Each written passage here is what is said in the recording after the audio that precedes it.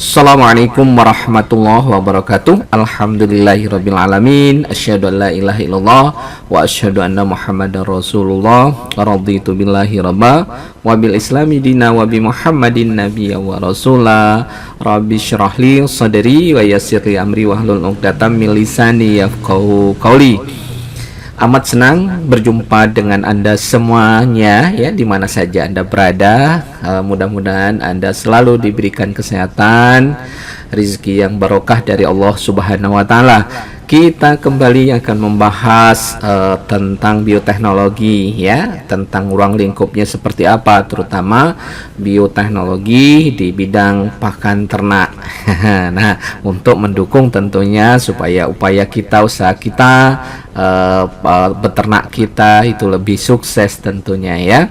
Apalagi dengan kondisi sekarang di mana banyak keterbatasan pakan. Nah, perlu masukan seperti apa yang harus kita lakukan di dalam memperbaiki pakan ternak kita. Nah, berbicara tentang bioteknologi itu berfungsi sebagai teknologi kunci ya, teknologi kunci, teknologi dasar ya, terutama di abad 21 ini. Peran dan fungsi bioteknologi di saat ini dan masa depan dapat disejajarkan dengan information teknologi atau mikroelektronik ataupun nanoteknologi. Itu begitu strategisnya peran bioteknologi ini ya di abad sekarang ini.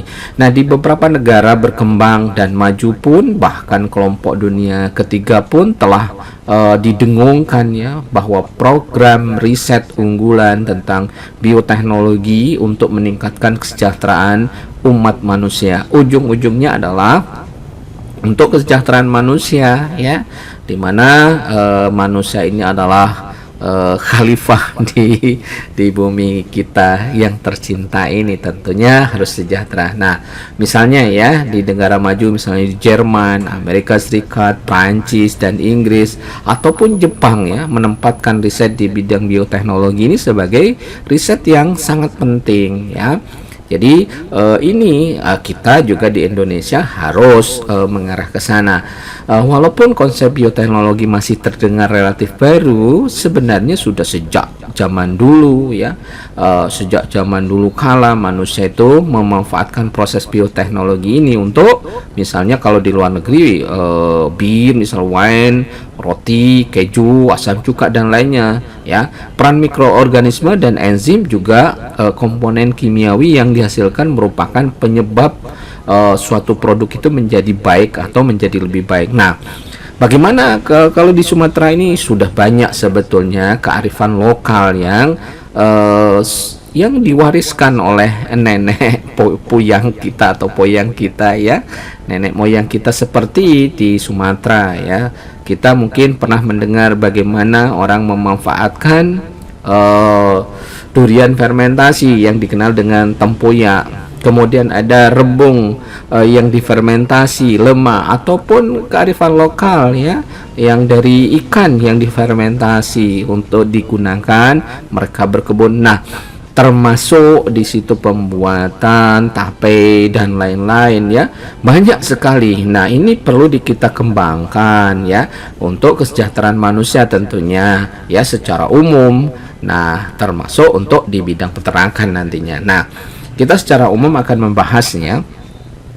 Pada saat ini mikroba seperti bakteri, virus ya, atau bakteri phage virus ya, yang melisiskan bakteri dan khamir yang banyak dimanfaatkan untuk apa? Untuk kepentingan manusia melalui proses bioteknologi ini. Hal ini diperlukan untuk melisiskan bakteri resisten misalnya yang tidak bisa dimatikan. Ini tantangan bagi kita yang sekarang adalah virus bakteri atau bakteriophage ya, phage ya, bakteriophage ya.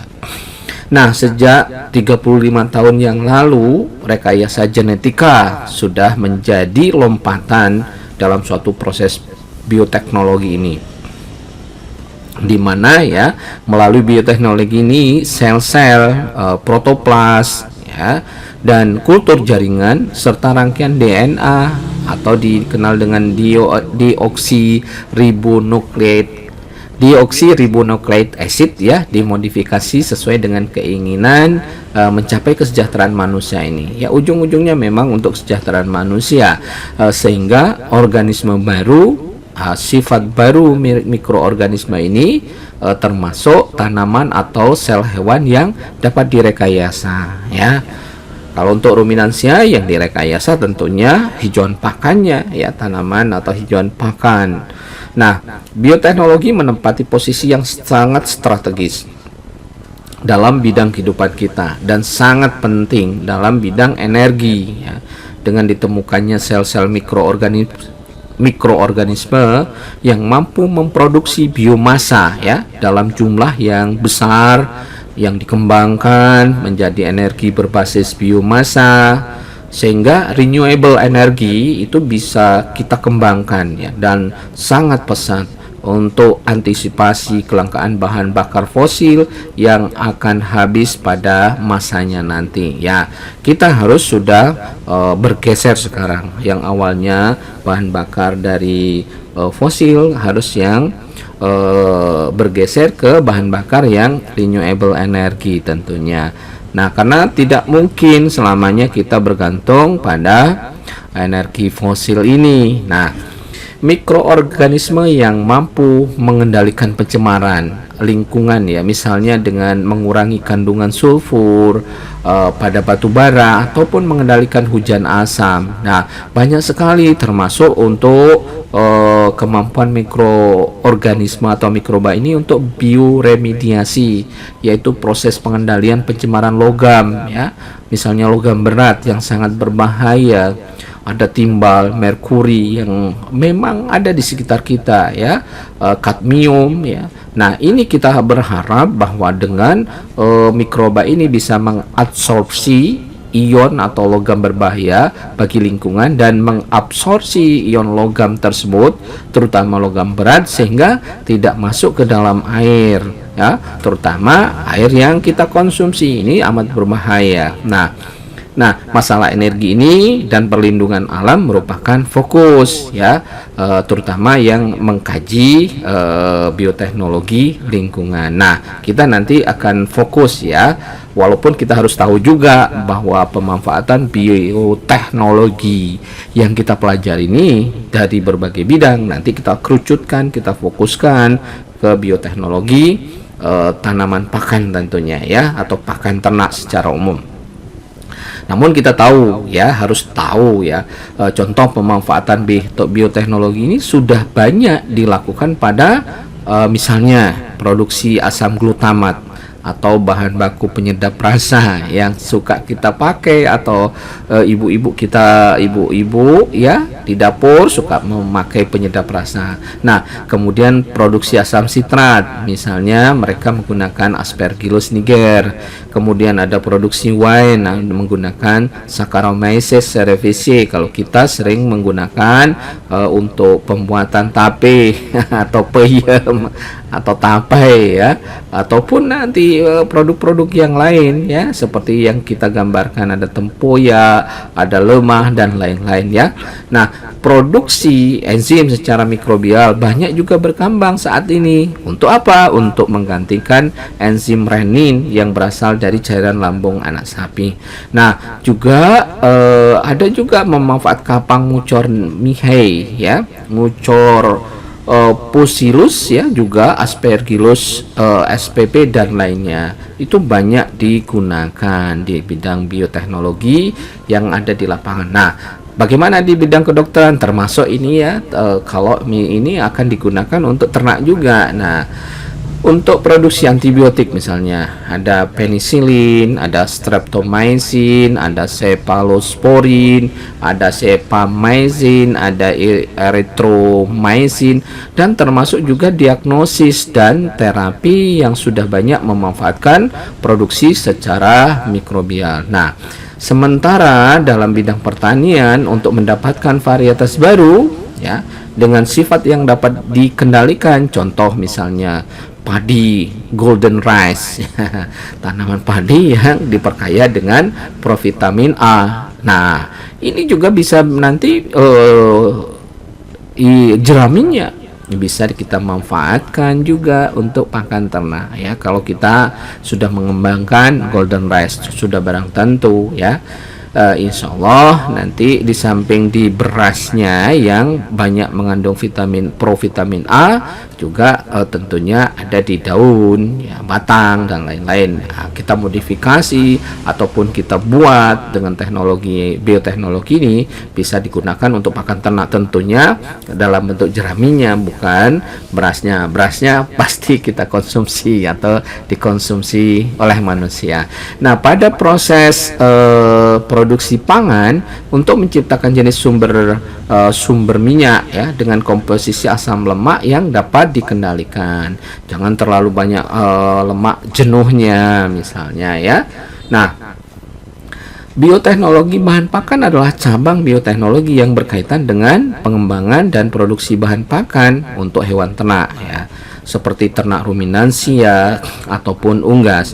Nah, tujuan utama tentunya dari bioteknologi adalah terutama untuk bahan pakan ini adalah meningkatkan kualitasnya. Jadi kalau misalnya ada limbah pakan, sisa limbah pertanian atau perkebunan yang awalnya seratnya tinggi, ligninnya tinggi, ikatan sel lignoselulosanya sangat kuat. Nah, itu dengan bioteknologi itu bisa direnggangkan atau bisa nanti kualitasnya ditingkatkan.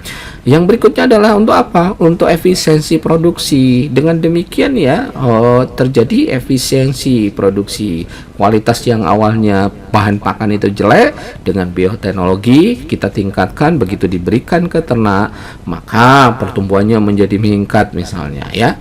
Jadi nanti itu akan menekan biaya pakan yang kita keluarkan. Nah, yang berikutnya adalah ketersediaan bahan pakan yang digunakan dalam industri peternakan. Jelas yang awalnya pakan yang mungkin tidak bisa kalau secara langsung diberikan kepada ternak, sekarang dengan bioteknologi nantinya pakan yang awalnya tidak bisa digunakan itu bisa digunakan untuk ternak kita. Nah, berikut ini ada beberapa aspek penting yang termasuk dalam ruang lingkup bioteknologi bahan pakan ya. Yang pertama itu biasanya tidak lepas pemulihan tanaman misalnya. Terutama bioteknologi dapat digunakan untuk mengembangkan misalnya ya varietas tanaman pakan yang lebih baik ya, seperti rumput dan biji-bijian yang memiliki kandungan nutrisi yang lebih tinggi ya, proteinnya, asam aminonya, ataupun seperti tadi ya, mungkin bisa didorong supaya kadar provitamin A-nya tinggi ya, kemudian tahan terhadap hama dan penyakit ya, kemudian serta mampu tumbuh dalam kondisi lingkungan yang berbeda, misalnya tahan kekeringan. Apalagi tanaman pakan itu sering ditanam di tanah yang marginal, miskin, hara, sisa-sisa dari tanaman pangan. Nah, dengan kita ciptakan misalnya tanaman hijauan pakan yang mempunyai kemampuan demikian, itu sangat membantu sekali ya. Kemudian yang berikutnya, yang kedua, bisa kita melakukan rekayasa genetika ya. Rekayasa genetika, teknik ini ya, atau teknik rekayasa genetika ini digunakan untuk memodifikasi gen-gen dalam tanaman pakan agar menghasilkan produk yang lebih unggul ya secara nutrisi, ataupun memiliki sifat-sifat tertentu yang kita inginkan seperti resistensi terhadap hama ataupun penyakit. Ini sudah banyak juga kita kembangkan produk-produk yang ada di lapangan ya. Yang ketiga, fermentasi dan mikrobiologi ya. Misalnya bioteknologi digunakan untuk mengembangkan kultur mikroba yang dapat Yang dapat meningkatkan pencernaan hewan ternak ya, dan untuk meningkatkan efisiensi pemanfaatan bahan pakan ya. Jadi ini misalnya probiotik, prebiotik dan seterusnya, banyak sekali. Nanti kita coba satu-satu ya, kita bahas ya. Mungkin yang sering kita dengar itu silase ya, teknologi fermentasi yang menggunakan mikroba ya. Berikutnya adalah pengolahan bahan pakan ya. Proses pengolahan bahan pakan seperti peletisasi ataupun ekstrusi dapat ditingkatkan dengan menggunakan bioteknologi ya untuk meningkatkan kualitas makan, membuatnya lebih mudah dicerna atau oleh hewan ternak ya atau ternak yang kita pelihara. Kemudian yang berikutnya dengan bioteknologi ini adalah produksi protein alternatif ya.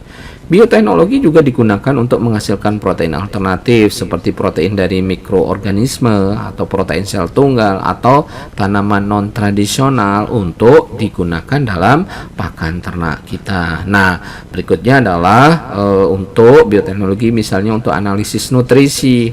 Teknologi bioteknologi ini ya digunakan untuk mengembangkan metode analisis nutrisi yang lebih akurat ya dan efisien untuk menilai kualitas bahan pakan ya.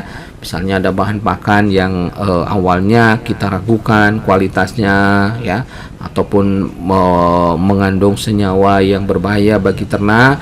Nah, ini kita analisis ya lebih detail dengan bioteknologi yang ada kemajuan yang sangat maju pada saat ini. Kemudian yang ketujuh itu manajemen limbah. Bioteknologi dapat digunakan untuk mengolah limbah pertanian ataupun peternakan, ya, bahan pakan alternatif ataupun produk bernilai. Contoh gampangnya ini bisa kita kembangkan untuk membuat bioenergi, misalnya biogas, ya. Jadi kotoran sapi atau feses sapi, ya, bahkan atau feses manusia itu bisa dibikin fermentor yang nanti bisa didapatkan biogas atau gas metan yang misalnya atau nanti digunakan sebagai sumber memasak, sumber energi yang ramah lingkungan tentunya ya.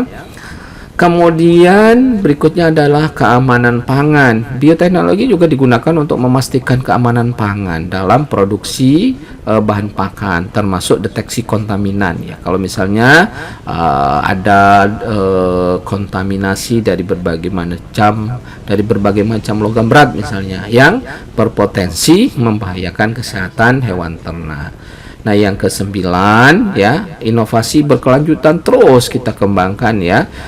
Dengan berkembangnya teknologi bioteknologi ini memungkinkan inovasi berkelanjutan dalam produksi bahan pakan, termasuk upaya untuk mengurangi dampak lingkungan dari industri peternakan tersebut. Contoh ya, dari kotoran hewan itu kan disinyalir banyak menimbulkan ya pencemaran nanti sampai ke gas rumah kaca misalnya, karena gas metannya itu nanti bisa membuat misalnya ozon kita bolong dan seterusnya. Nah, kalau misalnya feses ini dimanfaatkan ya menjadi biogas, nanti didapatkan suatu energi yang terbarukan ya, yang awalnya liar terbang kemana-mana merusak ozon. Nah, ini bisa kita kelola malah jadi sesuatu yang berharga, menjadi sumber energi entah untuk memasak, untuk listrik dan seterusnya, itu bisa digunakan ya. Nah, semuanya itu adalah pengembangan dari bioteknologi yang kita pelajari ini. Nah, penting untuk dicatat bahwa penggunaan bioteknologi dalam produksi bahan pakan juga memiliki aspek etika dan keamanan yang perlu diperhatikan. Misalnya, harus ada regulasi yang ketat, pengawasan diperlukan untuk memastikan bahwa produk-produk yang dihasilkan melalui bioteknologi ini aman dan bisa dikonsumsi baik oleh ternak ya dan manusia, serta yang jelas itu jangan sampai merusak lingkungan yang ada. Kita kan pengen sejahtera, tidak hanya ini, termasuk lingkungan itu harus aman dan sejahtera tentunya. Nah, sekarang kita lanjutkan ke bioteknologi bahan pakan di bidang pemulihan tanaman ya. Nah, bioteknologi dalam bidang pemulihan tanaman telah memainkan peran sangat penting ya dalam pengembangan varietas tanaman pakan yang lebih unggul misalnya. Berikut ini adalah beberapa aspek biologi yang biasa digunakan dalam pemulihan tanaman untuk bahan pakan. Misalnya seleksi genomik ya. di mana bioteknologi memungkinkan pemulihan untuk melakukan seleksi genomik, yaitu identifikasi gen-gen yang bertanggung jawab, misalnya atas sifat-sifat yang diinginkan pada tanaman ya.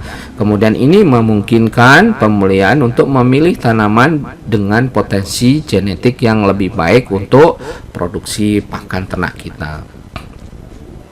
Yang berikutnya adalah rekayasa genetika ya, rekayasa genetika, di mana teknik rekayasa genetika ini digunakan untuk memodifikasi tanaman pakan sehingga mereka memiliki sifat yang kita inginkan. Misalnya tanaman jagung ya. Ini tanaman jagung ini kan sebagai sumber pakan utama dari unggas ya. Karena dominan biasanya hampir 50% ya, bahan pakan utama dari unggas itu adalah jagung ya, terutama untuk pabrik, kebutuhan pabrik. Nah, tanaman jagung dapat dimodifikasi genetiknya untuk meningkatkan kandungan proteinnya, dan bahkan juga provitamin A-nya juga bisa kita tingkatkan ya. Bagaimana kuningnya, oranye jagung itu yang nanti kita harapkan nanti misalnya kalau untuk pakan ayam layer atau ayam petelur, nanti kita dapatkan telur yang mempunyai kandungan provitamin A-nya itu tinggi. Bahkan ada bisa kita lakukan ya supaya ada omega 3, omega telur yang mengandung omega 3 dan omega 6. Nah, ini semuanya kita lakukan dengan bioteknologi tersebut. Kemudian pemulihan konvensional yang didukung oleh bioteknologi. Nah, bioteknologi dapat mendukung metode pemulihan konvensional dengan mengidentifikasi marka-marka gen atau tanda-tanda molekuler yang berkaitan dengan sifat-sifat yang diinginkan. Ini memungkinkan pemulihan ya untuk mempercepat proses seleksi varietas yang unggul tadi. Nah, yang keempat ya, pemulihan tanaman resisten terhadap hama dan penyakit. Melalui teknik bioteknologi ini bisa kita lakukan seperti rekayasa genetika tanaman pakan ya, dapat dimodifikasi untuk menjadi lebih tahan terhadap hama dan penyakit yang dapat mengurangi kebutuhan akan pestisida ya. Karena pada saat ini penggunaan bahan-bahan seperti pestisida, herbisida, insektisida itu sudah banyak ya. Nih harus hati-hati ya, kalau kita misalnya sudah punya tanaman yang resisten terhadap penyakit ya, tidak usah kita pakai insektisida ataupun pestisida ya. Yang kelima, pemulihan untuk kandungan nutrisi yang lebih baik. Bioteknologi ini memungkinkan dapat digunakan untuk meningkatkan kandungan nutrisi dalam tanaman pakan seperti protein ya. Tentunya protein nanti asam amino yang jadi sasaran ya, asam amino esensialnya, kemudian vitamin dan mineral yang penting untuk kesehatan hewan ataupun ternak kita ya.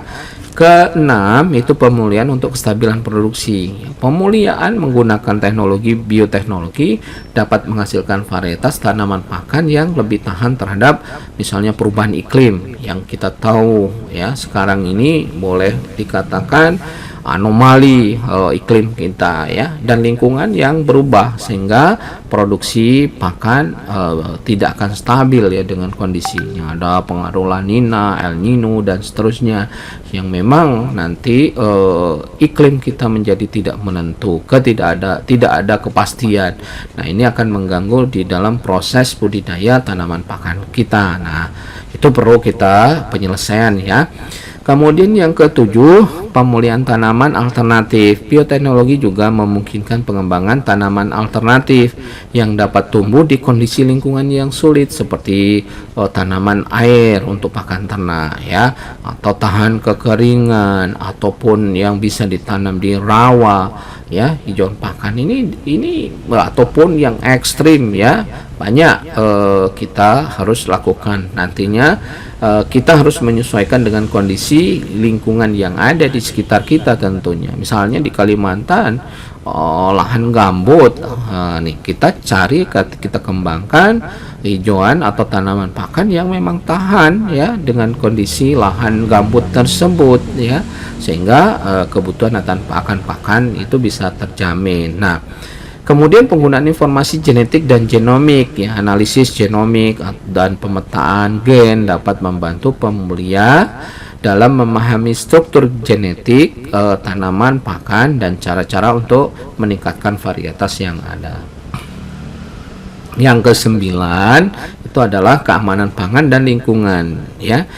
Karena isu ini memang isu global, isu dunia, lingkungan ini harus diselamatkan ya. Nah, penggunaan bioteknologi dalam pemulihan tanaman harus memperhatikan aspek keamanan pangan dan lingkungan. Nah, diperlukan juga regulasi yang ketat dan uji coba lapangan yang cermat untuk memastikan bahwa varietas yang dihasilkan aman untuk digunakan dalam produksi pakan dan tidak memiliki dampak negatif pada lingkungan yang ada. Itu ya.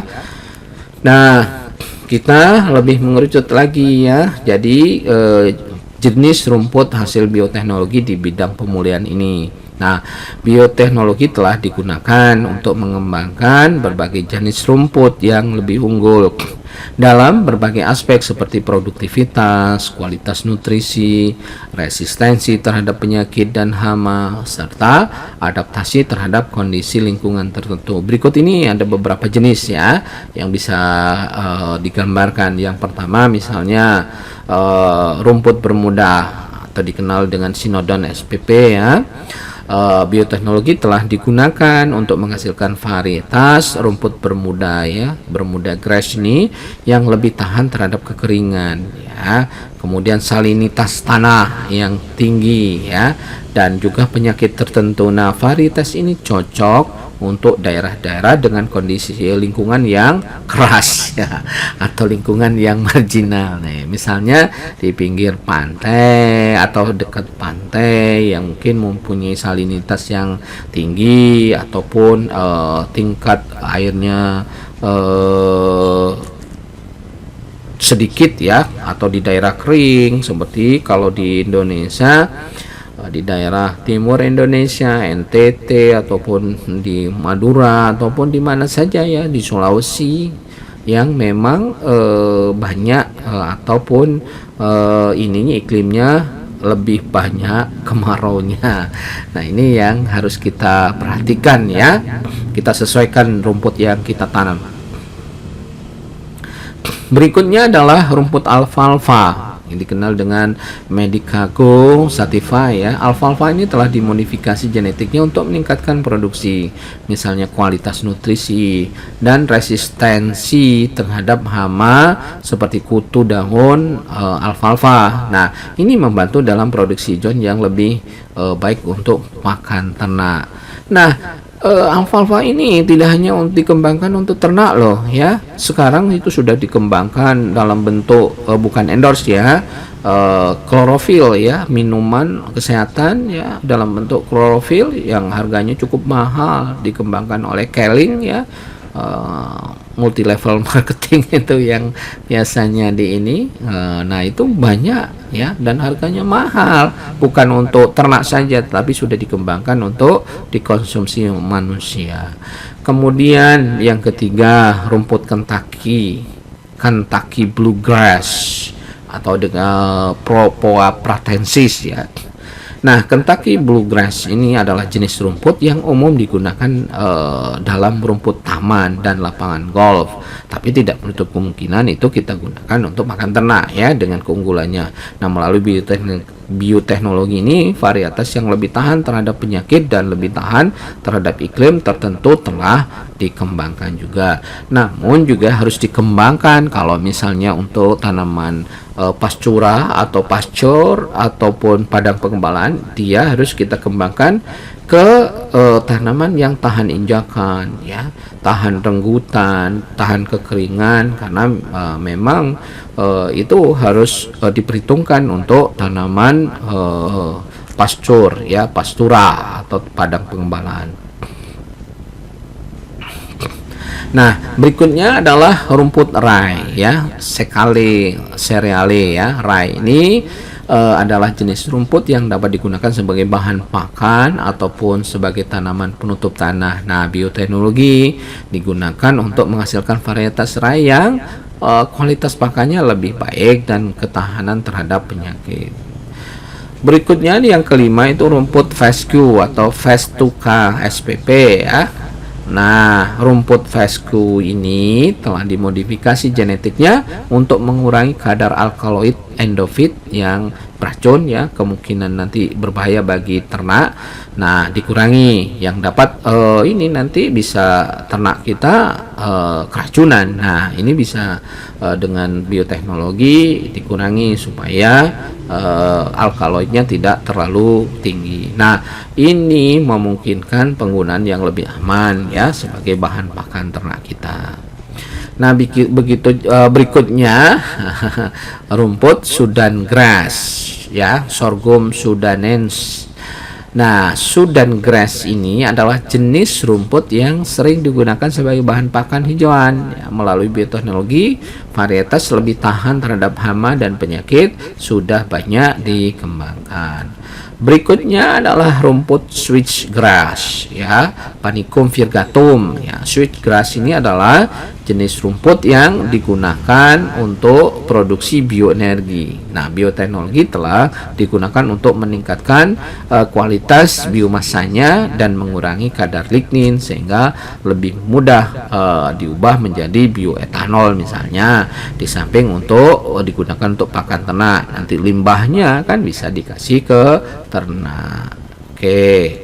Berikutnya adalah rumput buffel, ya, Census ciliaris, di mana rumput buffel ini adalah tanaman yang tahan terhadap kekeringan dan sering digunakan di daerah dengan curah hujan yang sangat rendah. Nah, pemulihan bioteknologi telah meningkatkan resistensi terhadap penyakit dan hama serta meningkatkan produktivitasnya. Yang berikutnya adalah rumput clover atau dikenal dengan Trifolium spp.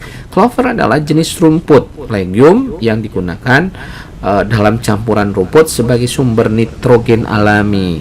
Pemulihan dengan bioteknologi dapat meningkatkan efisiensi fiksasi nitrogen dan produktivitasnya. Jadi kita tahu bahwa komponen di udara ini paling besar itu adalah nitrogen, ya. Hampir 80% di udara kita itu adalah nitrogen, bukan oksigen, bukan karbon dioksida, tetapi nitrogen. Nah, kita kembangkan, ya, rumput-rumput tertentu atau legume tertentu yang dapat menangkap atau memfiksasi nitrogen ini supaya bisa mengurangi pemupukan, ya. Luar biasa sebetulnya, banyak hal, ya, yang bisa kita lakukan dengan bioteknologi ini. Mudah-mudahan, ya, tetap semangat kita, ya. Sekian dulu pertemuan kita, tetap bersemangat, salam sehat, fastabikul khairat, nasrun minallah, fatun qarib. Wassalamualaikum warahmatullahi wabarakatuh.